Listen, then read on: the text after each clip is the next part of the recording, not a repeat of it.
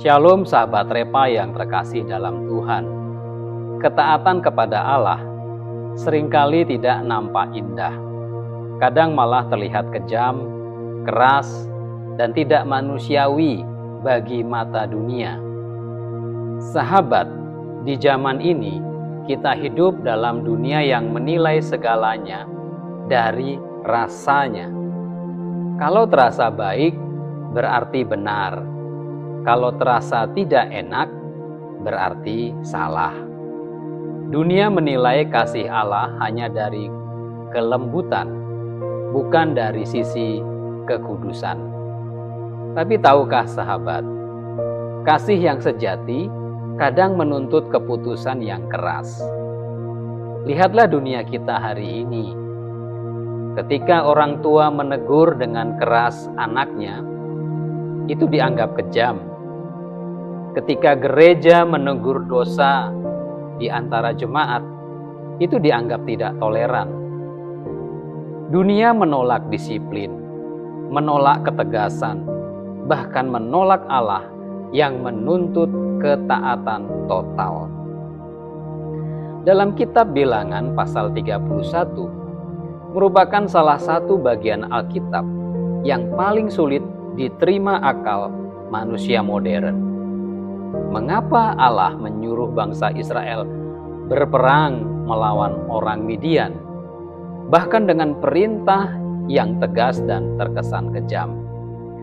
Apakah ini masih Allah yang penuh kasih? Mari kita gali bersama-sama. Karena di balik perintah yang keras tersebut, tersembunyi kasih Allah yang melindungi umatnya dari kehancuran total. Sahabat, latar belakang Bilangan pasal 31 ini adalah kelanjutan dari tragedi Baal Peor di pasal 25. Bangsa Israel yang baru saja keluar dari padang gurun dan siap masuk ke tanah perjanjian, jatuh dalam dosa yang besar. Penyembahan berhala dan percabulan dengan perempuan-perempuan Midian. Dosa ini bukan sekedar perzinahan, tetapi pengkhianatan terhadap Tuhan yang baru saja membebaskan mereka dari tanah Mesir. Para ahli perjanjian lama seperti Gordon Wenham dan Dennis Olsen menegaskan bahwa dosa di Baal Peor adalah bentuk serangan spiritual terhadap kekudusan Israel. Jadi ketika Tuhan memerintahkan Musa untuk menyerang Midian, ini bukan balas dendam manusia, tapi tindakan ilahi untuk memutus mata rantai dosa yang mengancam generasi berikutnya. Umat Tuhan waktu itu sedang dipersiapkan menjadi bangsa yang kudus. Dan bangsa yang kudus tidak bisa hidup berdampingan dengan dosa yang menular. Karena itu, Tuhan memberi perintah yang keras, perang suci, untuk menegakkan kekudusan.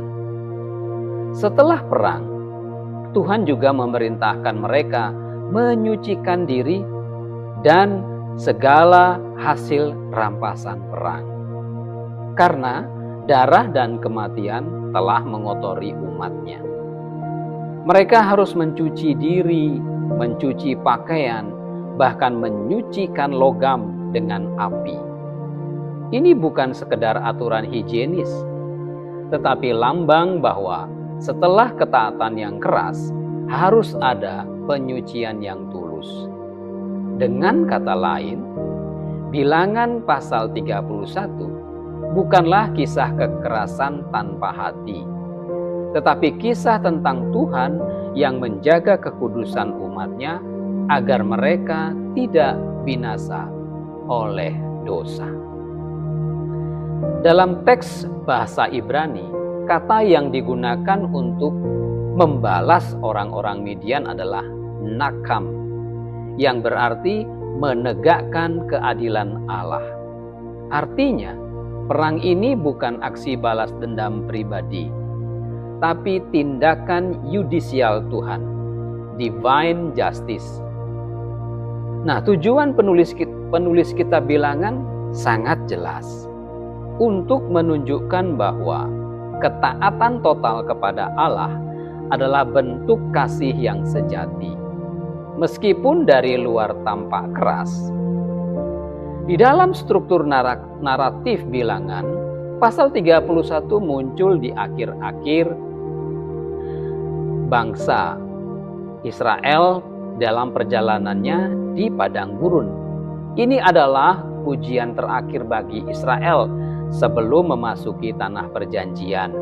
Tuhan ingin memastikan apakah mereka taat hanya saat diperintahkan dengan lembut atau juga saat diperintah dengan keras.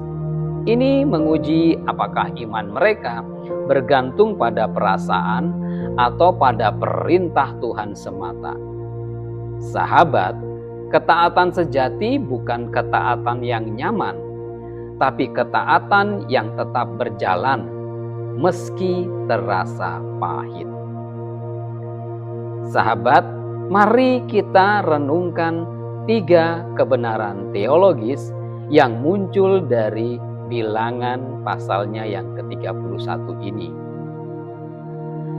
Yang pertama, ketaatan kadang terlihat kejam, tetapi menyelamatkan. Apa yang tampak kejam di mata manusia bisa jadi adalah jalan keselamatan di mata Allah. Seperti seorang dokter yang harus memotong bagian tubuh seseorang pasien yang terinfeksi agar seluruh tubuhnya bisa selamat. Begitu juga Allah memotong dalam tanda kutip Midian agar Israel tidak mati dalam dosa. Kadang Tuhan izinkan kita kehilangan sesuatu, dipisahkan dari seseorang atau melalui masa yang keras. Bukan karena Tuhan kejam, tetapi karena Tuhan sedang menyelamatkan jiwa kita dari kehancuran yang lebih besar. Hal yang kedua, kekudusan lebih utama dari kenyamanan. Bangsa Israel dipanggil bukan untuk hidup nyaman, tetapi agar mereka hidup kudus. Kekudusan menuntut disiplin, dan disiplin sering melukai rasa nyaman kita. Gereja masa kini sering ingin Tuhan yang lembut, tetapi menolak Tuhan yang menegur dengan keras.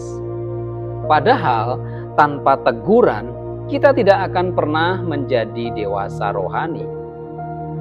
Ketaatan sejati berarti berani berkata, Tuhan, meski ini tidak aku mengerti, aku akan tetap taat.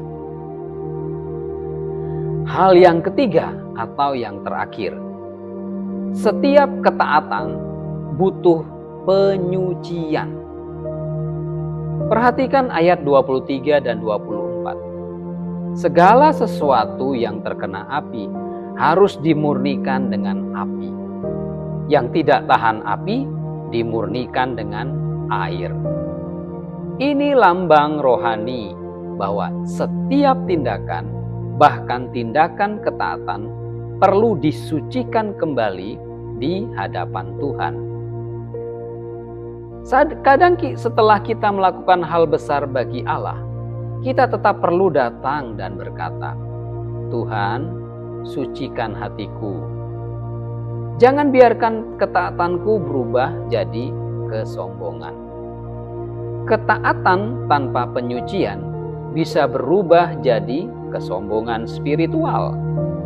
Tapi ketaatan yang disucikan melahirkan kerendahan hati dan kemurnian iman.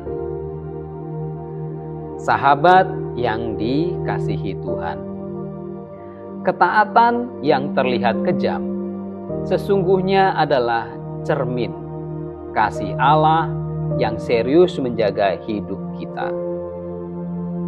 Dunia boleh menilai Tuhan sebagai sosok yang kejam.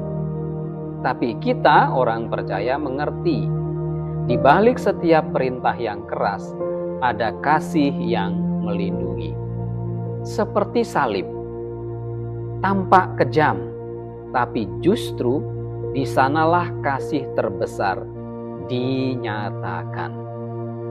Hari ini Tuhan mungkin sedang memanggil kita untuk menaati sesuatu yang sulit, meninggalkan kebiasaan yang lama, memutus hubungan yang menjerumuskan, menegur dengan kasih seseorang yang kita sayangi. Lakukanlah. Mungkin terasa kejam, tapi justru di sanalah keselamatan dimulai. Ingatlah ini. Yang pertama, ketaatan sejati tidak selalu manis, tapi selalu menyelamatkan. Yang kedua, kekudusan lebih berharga daripada kenyamanan.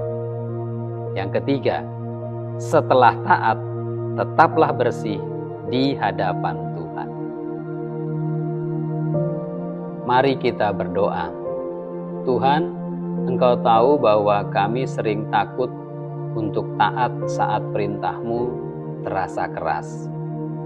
Tapi hari ini kami belajar bahwa kasih-Mu tidak selalu lembut. Kadang Engkau menegur, kadang Engkau memisahkan, bahkan menegakkan keadilan agar kami tetap hidup. Sucikan hati kami dari rasa takut, dari sikap kompromi, dan dari keinginan untuk selalu merasa nyaman. Ajarlah kami taat, bahkan saat dunia tidak mengerti. Jadikanlah kami umat yang kudus, yang taat bukan karena enak, tapi karena Engkau benar. Dalam nama Tuhan Yesus, Sang teladan ketaatan yang rela disalib demi kasih, kami berdoa. Amin.